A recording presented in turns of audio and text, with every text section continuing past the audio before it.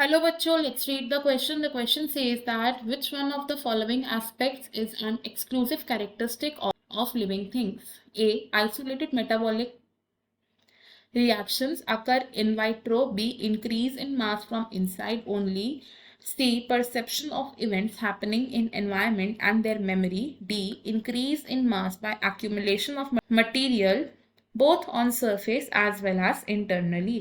इस क्वेश्चन में हमारा की कॉन्सेप्ट है characteristics of living things. The key concept is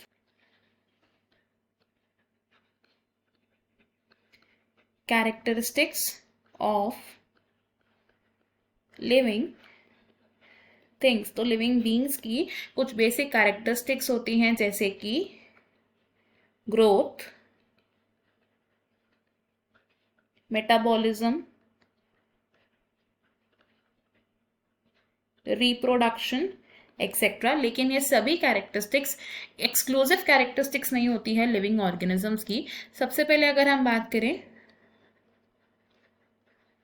metabolism की, तो मेटाबॉलिज्म का मतलब क्या होता है?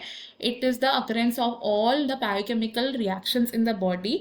मेटाबॉलिज्म में क्या होता है? कंपाउंड्स की सिंथेसिस होती है बायोकेमिकल रिएक्शंस या फिर उनका ब्रेकडाउन होता है. अब अगर बात करें किसी आइसोलेटेड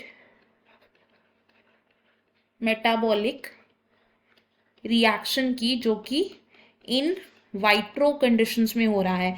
इन वाइट्रो कंडीशंस का मतलब क्या है? It is occurring in the laboratory conditions, यानी कि हमने सूटेबल कंडीशंस लैबोरेटरी में क्रिएट की हैं जिससे कि हमारा बायोकेमिकल रिएक्शन फर्दर मूव कर रहा है. अब ये जो रिएक्शन है, ये रिएक्शन एक लिविंग रिएक्शन तो है, लेकिन इन वाइट्रो कंडीशंस में होने वाला ये रिएक्शन एक लिविंग थिंग नहीं है. It is not living thing. तो एक इन वाइट्रो कंडीशन में होने वाला मेटाबॉलिक रिएक्शन एक्सक्लूसिव कैरेक्टरिस्टिक नहीं माना जाएगा लिविंग थिंग्स का.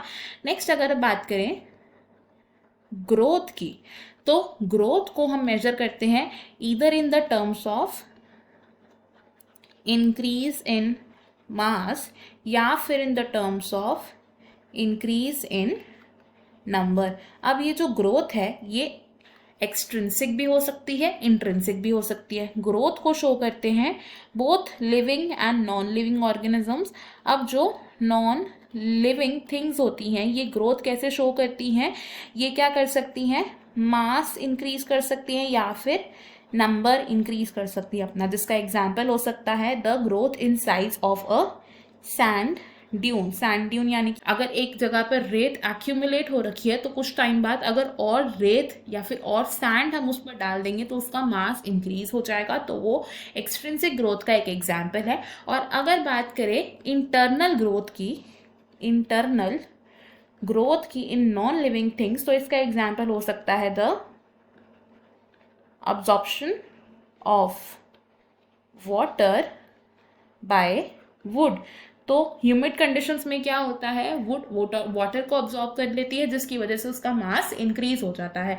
तो ग्रोथ भी एक एक्सक्लूसिव कैरेक्टरिस्टिक नहीं माना जाएगा for living things. Exclusive characteristic of living things होता क्या है? It is perception of events occurring in the environment and memory. Memory क्या होता है? इट इज याददाश्त. एंड किसी भी नॉन लिविंग थिंग में मेमोरी नहीं होती है, मेमोरी सिर्फ लिविंग थिंग्स में होती है.